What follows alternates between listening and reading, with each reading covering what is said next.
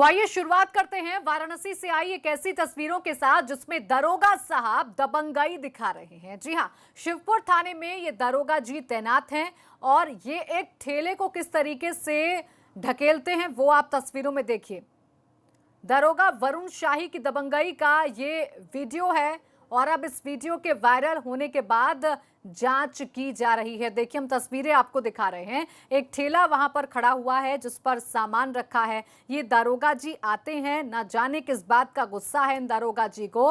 वो आते हैं और देखिए किस तरीके से इस ठेले को ढकेल देते हैं और उस ठेले पर जो सब्जी रखी है वो पूरी बिखर जाती है सड़क पर। तस्वीरें आपके सामने हैं। दरोगा जी की गुंडई सबने देख ली है इन तस्वीरों के बाद, क्योंकि ये वीडियो अब वायरल हो रहा है।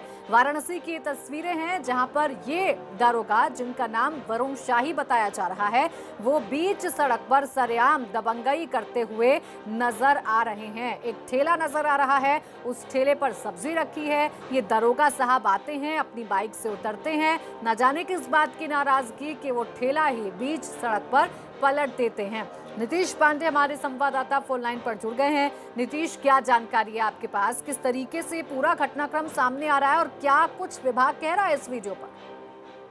अभी इस पूरे वीडियो के बाद सामने आने के बाद मामले की जांच की जा रही है, लेकिन जिस तरह से वीडियो में दरोगा जी की दबंगई दिखाई दे रही है उससे साफ ये जाहिर हो रहा है कि कितने अपने पावर के, अपनी दरोगाई के लिए ये मगरूर है। ये दरोगा जी जो एक गरीब आदमी भुट्टा बेचने वाले के ठेले के पास आते हैं, बाकायदा बड़ी शान से अपनी मोटरसाइकिल खड़ी करते हैं और उसके बाद अपना कर्तव्य दिखाते हुए आगे बढ़ जाते हैं। लेकिन सबसे बड़ा सवाल हो तो इसमें पूरे मामले को लेकर ये उठता है कि जो पुलिस वाले आम जनता की रक्षा के लिए, उन्हें सुरक्षा देने के लिए जाने जाते हैं, उस पुलिस वाले का इस तरह का व्यवहार, और अभी तक सिर्फ जांच की जा रही है। ये बड़ा सवाल है। ऐसे दरोगा पर तत्काल कार्रवाई होनी चाहिए और निश्चित तौर पे आगे आने वाले दिनों में इस तरह की कोई हरकत किसी आम आदमी, किसी गरीब आदमी के साथ कोई पुलिस वाला न करे, इस पर भी संज्ञान लेना चाहिए। लेकिन अभी तक इस वीडियो को संज्ञान में लिया जा चुका है और इस पूरे मामले की जांच सीओ कैंट को सौंप दी गई है।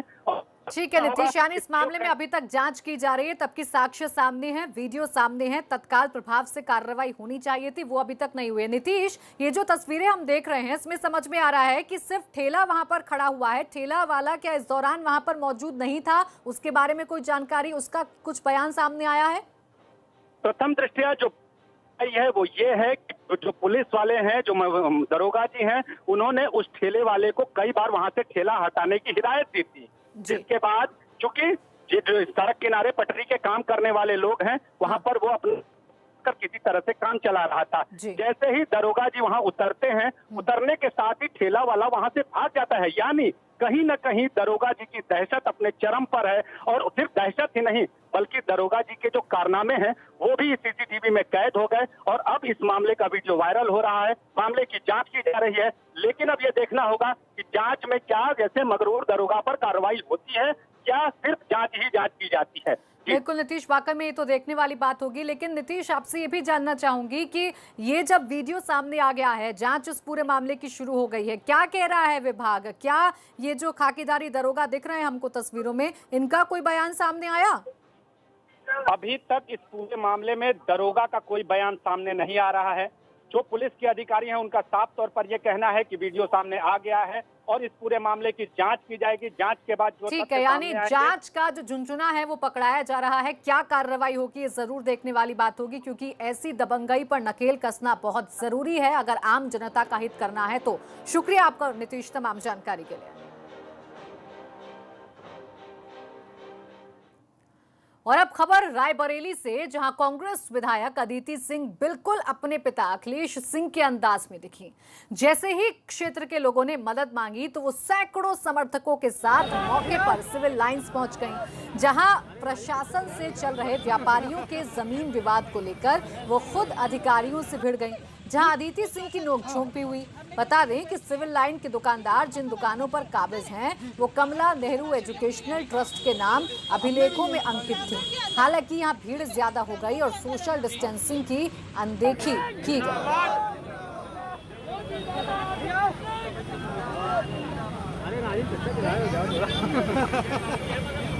तो ये देखिए तस्वीरें हम आपको दिखा रहे हैं। ये जो तस्वीरों में आपको नजर आ रही ये हैं रायबरेली से कांग्रेस विधायक अदिति सिंह। परेशानी व्यापारियों को थी। व्यापारियों ने मांग की कि मौके पर विधायक साहिबा पहुंचे तो वो पहुंच तो गई व्यापारियों का साथ देने के लिए, लेकिन इस बीच सोशल डिस्टेंसिंग फॉलो होनी चाहिए, शायद ये बात अदिति सिंह भूल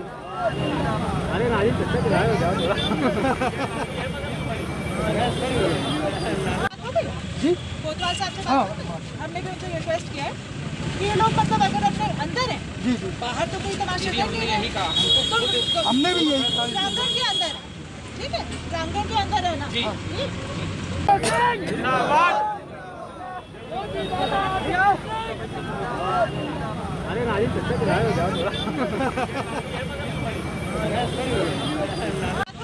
जी कोतवाल साहब से बात हो गई। हमने भी उनसे रिक्वेस्ट किया है कि ये लोग मतलब अगर अपने अंदर हैं जी जी बाहर तो कोई तमाशा नहीं है। तो हमने भी यही कहा प्रांगण के अंदर है, ठीक है, प्रांगण के अंदर है ना जी।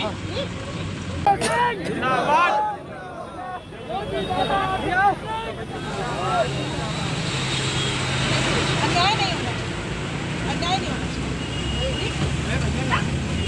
प्रशासन अपना काम करे, हम अपना, हमको अपना काम। थोड़ा सा इस समय ये बता दें कि लॉकडाउन थोड़ा सा ये सब जुड़े हुए हैं। लॉकडाउन है तो लॉकडाउन में हटाया क्यों जा रहा है? इतना लॉकडाउन का पालन कर रही है प्रशासन तो हटाया क्यों जा रहा है? बेटा सुबह मैंने शासन ने यही बात कही।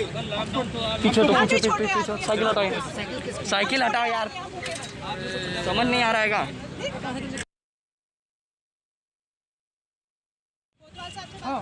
हमने भी उनसे रिक्वेस्ट किया है कि ये लोग मतलब अगर अपने अंदर हैं जी जी बाहर तो कोई तमाशा नहीं है। तो हमने भी यही कहा प्रांगण के अंदर इन लोगों के साथ, इन दुकानदारों के साथ, इन गरीबों के साथ कंधे से कंधा मिलाकर खड़े हैं और खड़े रहेंगे। और हम मतलब बाहुबल की लड़ाई नहीं लड़ रहे हैं, हम सही लड़ाई लड़ रहे हैं, हम विधि के हिसाब से काम कर रहे हैं, लीगल काम कर रहे हैं।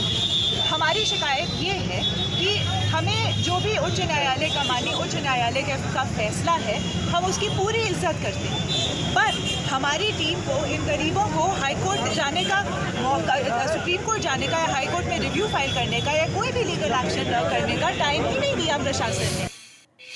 हालांकि जब अदिति की बहस हो रही थी तो वहां उन्होंने डंके की चोट पर कहा कि उनकी सीएम योगी से बात हो गई है। सीएम ने जांच के बाद न्याय का आश्वासन दिया है। इस चीज का पूरा श्रेय दूंगी जो आज इनकी दुकानें बची हैं मेरे राजनीतिक गुरु और हमारे माननीय मुख्यमंत्री महाराज योगी आदित्यनाथ, जिनकी वजह से आज हम ये लड़ाई लड़ रहे हैं। जिनके संज्ञान में जब ये मैटर आया तो उन्होंने कहा कि हम पूरी तरीके से इसकी जांच कराएंगे, जो भी होगा न्याय होगा। न्याय की उम्मीद मैं बस महाराज जी से करती हूँ, महाराज जी की सरकार से करती हूँ। और आज इस सरकार ने साबित कर दिया है इन लोगों को यहीं बसे रहने देकर। जिस आजम खां की रामपुर में तूती बोलती थी, आज वो जेल की सलाखों के पीछे हैं। ना तो पहले जैसा आजम का रसूख नजर आ रहा है, ना ही पहले जैसी पहचान रह गई है। हकीकत यह है कि अब आजम एंड फैमिली के बाद उनके करीबियों पर भी शिकंजा कसा जा रहा है। क्यों और कैसे, इस रिपोर्ट में समझिए।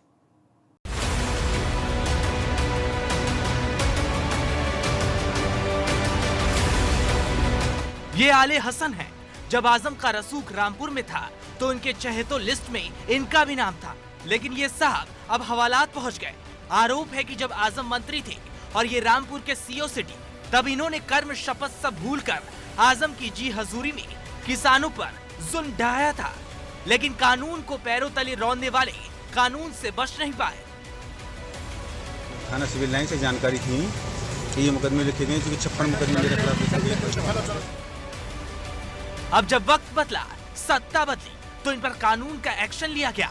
56 मुकदमे दर्ज हो गए, लेकिन ये साहब जब तक NBW वारंट नहीं पहुंचे तो अदालत में हाजिर नहीं हुए, और जब कोर्ट पहुंचे तो सीधा कोठरी पहुंचा दिए गए।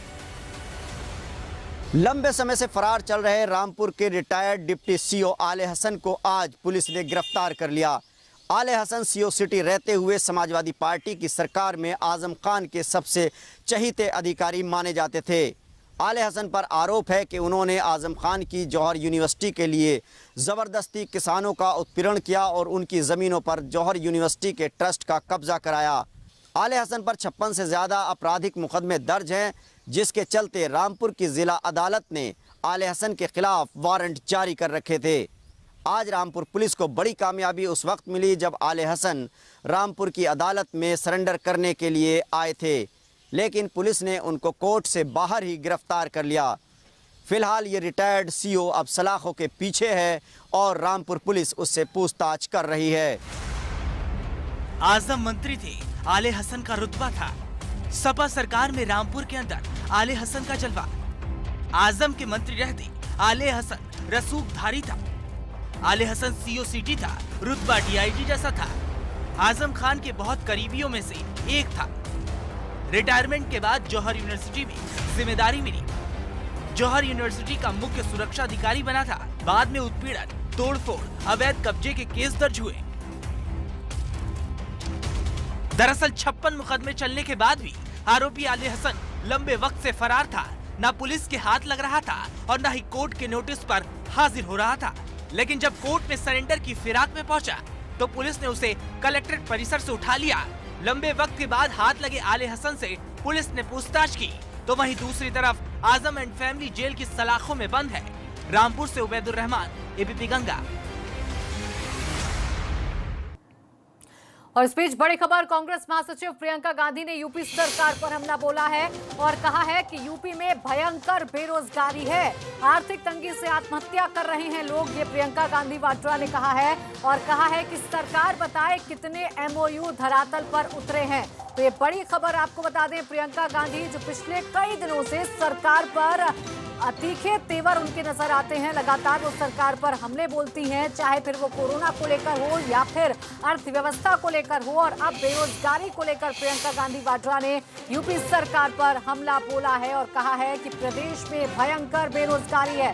साथ ही साथ सवाल पूछा है यूपी सरकार से कि सरकार बताए कितने एमओयू धरातल पर उतरे हैं, आर्थिक तंगी से लोग आत्महत्या कर रहे हैं, ये कहा है प्रियंका गांधी वाड्रा ने। तो ये बड़ी खबर आपको बताते हैं, लगातार प्रियंका गांधी वाड्रा सरकार पर हमला बोलती हुई नजर आती हैं, योगी सरकार को घेरती हुई नजर आती हैं और एक बार फिर से उन्होंने तीखा हमला बोला है यूपी सरकार पर, योगी सरकार पर। और इस बार मुद्दा उन्होंने बेरोजगारी का बनाया। ये उन्होंने ट्वीट किया, देखिए अपने ट्वीट में लिखती हैं, हर साल इन्वेस्टर समिट में एमओयू साइन होते हैं, करोड़ों लगाकर तमाम आयोजन किए जाते हैं, करोड़ों लगाकर इन समिट में ये काम कागजी शेयर बनने के लिए किया जाता है। उत्तर प्रदेश में भयंकर बेरोजगारी है, ये लिखा है अपने ट्वीट में प्रियंका गांधी वाड्रा ने। आगे लिखती हैं, आर्थिक तंगी की वजह से आत्महत्या कर रहे हैं लोग, सरकार को ये बताना चाहिए कि ये एमओयू कितने धरातल पर उतरे हैं, कितने एमओयू धरातल पर उतरे हैं, कितने युवाओं को रोजगार मिला है, ये सवाल पूछे हैं प्रियंका गांधी ने।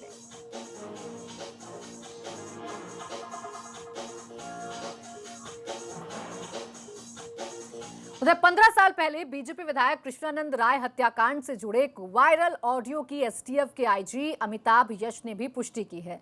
उनके मुताबिक ये बातचीत मुख्तार अंसारी और अभय सिंह के बीच की है और उस वक्त दोनों जेल में ही बंद थे।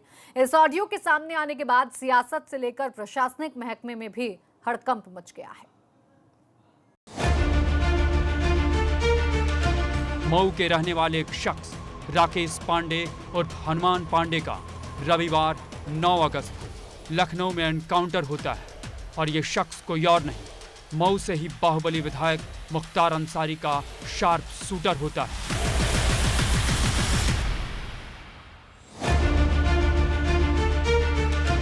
यहाँ तक तो सब कुछ सामान्य और साधारण रहता है, लेकिन इस एनकाउंटर के बाद एक ऑडियो क्लिप सामने आता है, फिर सब कुछ असाधारण हो जाता है। इस क्लिप पर एसटीएफ के आईजी अमिताभ यश का बयान भी आता है, जिसमें वो कहते हैं कि ऑडियो में बातचीत मुख्तार अंसारी और तब के शूटर अभय सिंह के बीच है।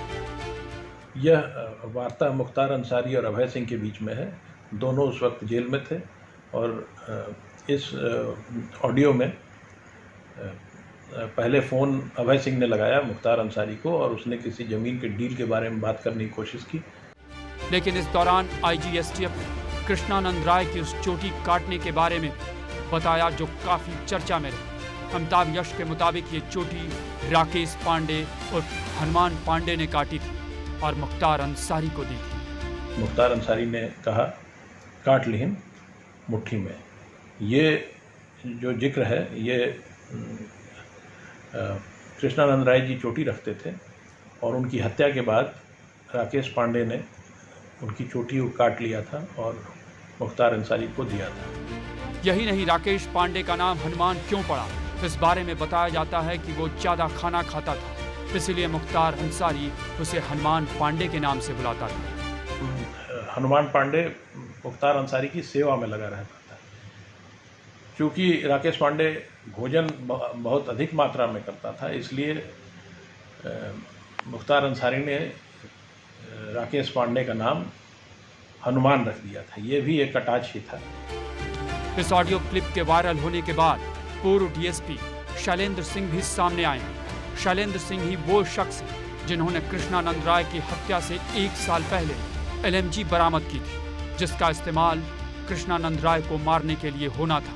उन्होंने मुख्यमंत्री योगी आदित्यनाथ से इस हत्याकांड की दोबारा जांच कराने की भी मांग की है। वैसे जो ऑडियो क्लिप वायरल हुई है उसमें मुख्तार अंसारी सीधे तौर पर राकेश पांडे और हनुमान पांडे का नाम तो नहीं लेता, लेकिन इशारे में जो बात हुई उससे संदेह की शायद ही कोई गुंजाइश बचती। ऐसे में माफिया डॉन मुख्तार अंसारी और तब के उसके शूटर अभय सिंह के बीच हुई बातचीत को सुनना जरूरी हो जाता है। ऑडियो क्लिप UPSTF के एक जवान ने इंटरसेप्ट किया था। ये क्लिप करीब 1 मिनट 8 सेकंड की है, जिसमें अभय सिंह मुख्तार अंसारी से बात करता है। बोले ठाकुर, वो भैया एक को जमीन नहीं, इसमें रिजवान भाई से वहाँ बात की थी, वजह हुई तो सब लोग आए थे नवाब। हाँ, उसमें बीच में मामला बिगड़ गया था, दूसरे लोग गए थे,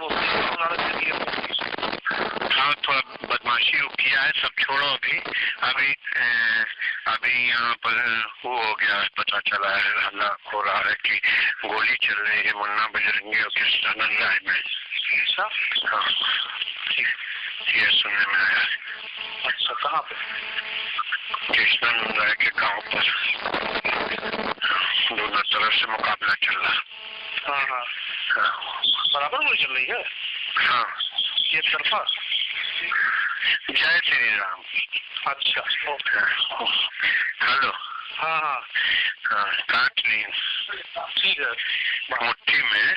ठीक है, बात होगी। जिस वक्त ये बातचीत होती है दोनों जेल में बंद होते हैं। मुख्तार की लोकेशन गाजीपुर जेल, जबकि अभय सिंह की लोकेशन फैजाबाद जेल होती है।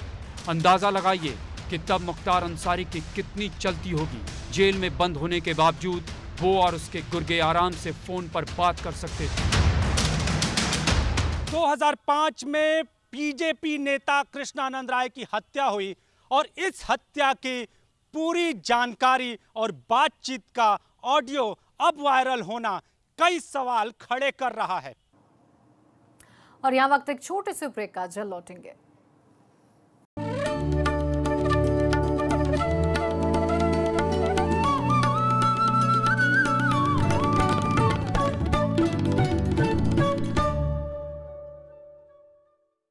मेरा ब्यूटी फिल्टर है वीको टर्मरिक क्रीम। इसमें है हल्दी और चंदन के गुण जो कील मुहासे दूर करे और दे नेचुरल सुंदरता।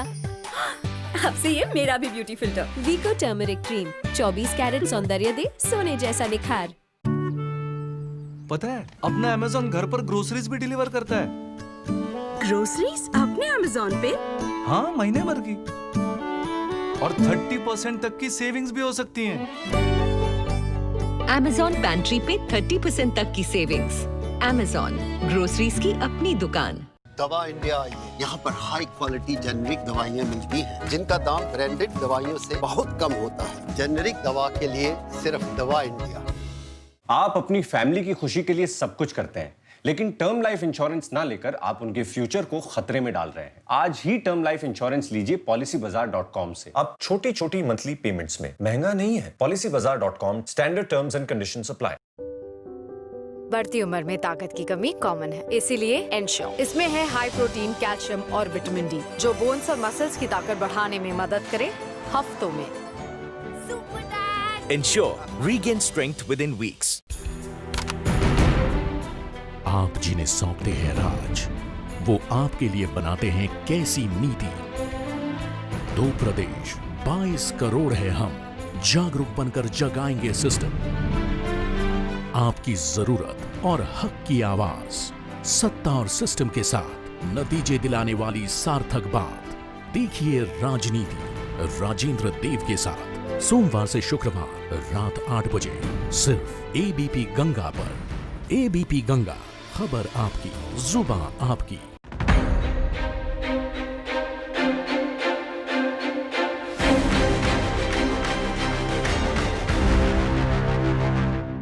एबीपी गंगा, खबर आपकी, जुबान आपकी।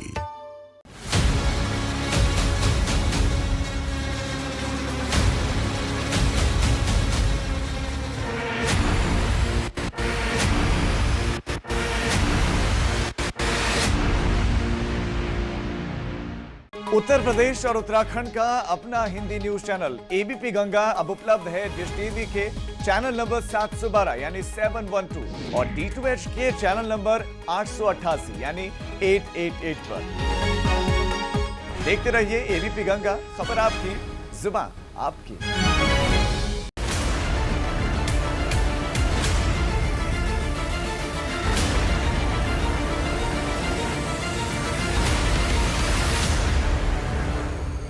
देखिए राजनीति राजेंद्र देव के साथ।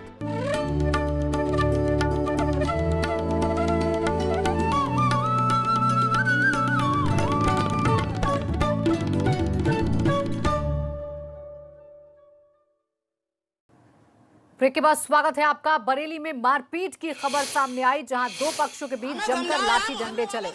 दरअसल यहां किराएदारों के बीच ये विवाद इतना बढ़ा कि लाठी डंडे तक चल गए। मामला बुखारपुरा इलाके का है। पुलिस ने 3 लोगों को अब गिरफ्तार भी कर लिया है। देखिए तस्वीरें आपको दिखा रहे हैं, पतली सी गली है, 2 पक्ष आमने सामने आ गए हैं। बताया जा रहा है कि जो 2 पक्ष हैं वो किराएदार हैं दोनों ही, जिनमें मामूली विवाद हुआ और देखते ही देखते इस मामूली विवाद में इतना ज्यादा झगड़ा होने लगा कि एक दूसरे पर लाठी डंडे लेकर ये लोग टूट पड़े।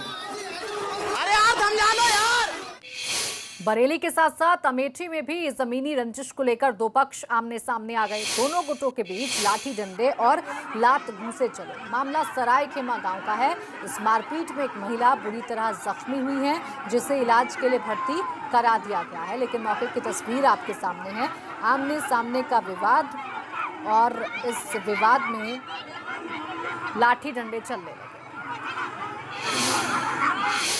और अब खबर बलिया से, जहां एक शख्स की पिटाई का वीडियो वायरल हो रहा है। मामला उम्भाव थाना इलाके का है, जहां जमीनी विवाद में ग्राम प्रधान समेत 3 लोगों ने शख्स की बेरहमी से पिटाई की। बताया जा रहा है कि पहले जमीन विवाद को लेकर कुछ कहासुनी हुई थी और फिर बाद में मोटरसाइकिल पर जा रहे शख्स को 3 लोगों ने मिलकर बुरी तरह पीटा। इस मामले में पुलिस ने 3 अभियुक्तों को गिरफ्तार कर लिया है। उधर फतेहपुर में भी जमीन विवाद को लेकर 2 पक्षों में जमकर मारपीट हुई है, जिसमें एक शख्स की मौत हो गई। मामला जिले के हुसैनगंज थाना क्षेत्र के गोपीपुर मजरे समदा सहोदर गांव का है। 6 लोग घायल भी हो गए हैं। पुलिस ने घायलों को इलाज के लिए सामुदायिक स्वास्थ्य केंद्र में भर्ती करा दिया है।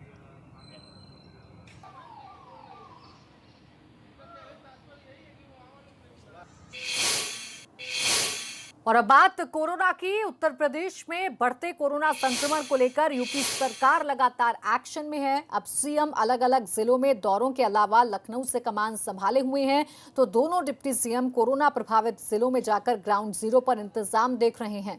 टीम 11 के साथ बैठक, जिलों में जाकर ताजा हाल देखकर सीएम योगी कोरोना से जंग में अहम भूमिका निभा रहे हैं।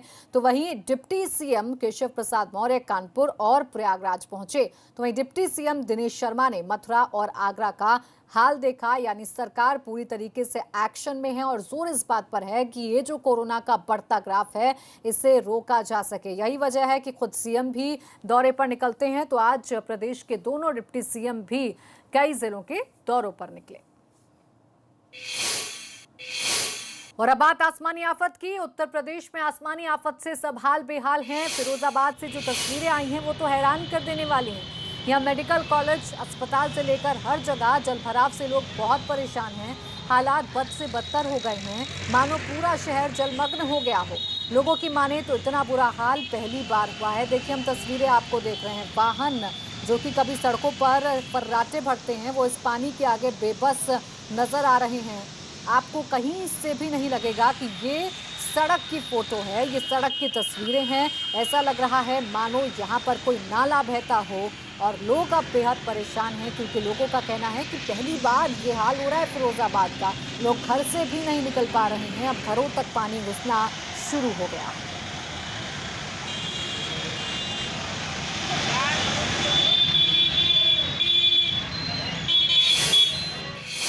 उधर यूपी कांग्रेस अध्यक्ष अजय लल्लू ने आजमगढ़ में बाढ़ प्रभावित क्षेत्र का जायजा लिया। यहां घाघरा नदी में बाढ़ के दबाव से रिंग बांध टूट गया था, जिसके चलते 20 से 25 गांव का संपर्क पूरी तरह से कट गया और इलाका टापू में तब्दील हो गया।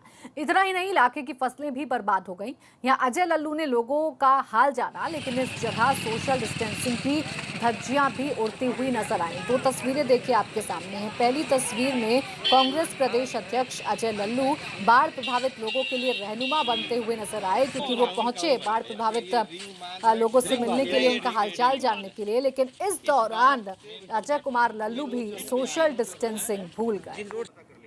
ये गांव जो है इस साल। और इसी के साथ इस बुलेटिन में बस इतना ही, लेकिन आगे जरूर देखिए उत्तराखंड प्राइम।